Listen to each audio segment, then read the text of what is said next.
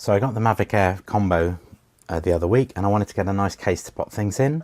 So I've looked at these 4 cases: the DJI case, the RLSOCO case, a Smatree 3 battery case, and a cheap eBay case for £12, so I could compare them. So starting with the DJI case that comes with the Fly More combo, it's very neat in that it's quite a small pouch. The batteries fit neatly in little pockets. You have to take the sticks off the remote to fit in, and the pouch for the sort of charger will fit the charger and the lead, but it doesn't have space for the hub or anything else.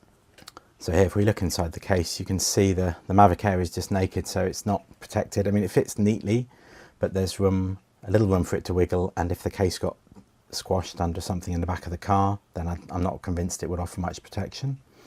It's also got this strange, what looks like a side pocket, but is actually like a little kangaroo pouch with a zip, which if you turn the case on its side, it opens out. It's actually quite a large area, and it's got little pockets in the edge which don't seem to make much sense. Now you can use that to put extra items in, so I've put the prop guards in, and you can fit the spare props in or whatever you like. You can put a tablet in there, but you're just piling it all on top of itself, so it's not very organised, and I think you'd be then rifling through it to get things. Also, because the bottom of the bag is now on its side, you've got the Mavic actually on its side, which I don't like. So coming on to the RLSOCO case, the lining is like a moulded, like a thin foam sheet, so it's not foam that you can cut extra bits from, so there's no way of adjusting it if you weren't happy. But it has this nice flap with the pockets in the back, which I really like.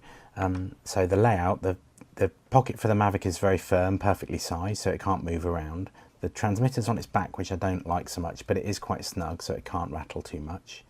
There's a square section which I've put the prop guards in and all the chargers, which is quite nice because it's general purpose. The batteries, 3 batteries, fit nicely and neatly, so they're not going to wobble about, so that's very good. Yeah, the main thing is just that it's quite big for the minimum that you need. So coming on to the Smatree 3 battery case, there are versions of this with only 2 battery holes.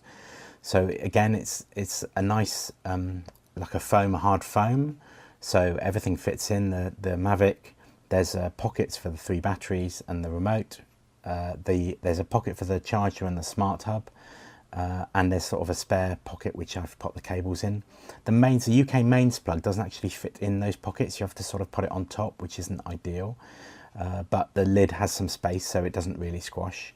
There's a zip pocket in the top which will take some documents and your landing pad and some pegs, and you can sort of squeeze extra bits in like the propellers, but it all gets a bit of a jumble. The main thing is that it's not a good fit for the Mavic. There's a lot of play where it fits in. You can see it moving around there, so it would rattle around. I don't understand why this is, because the remote is a perfect fit, the battery pockets are perfect.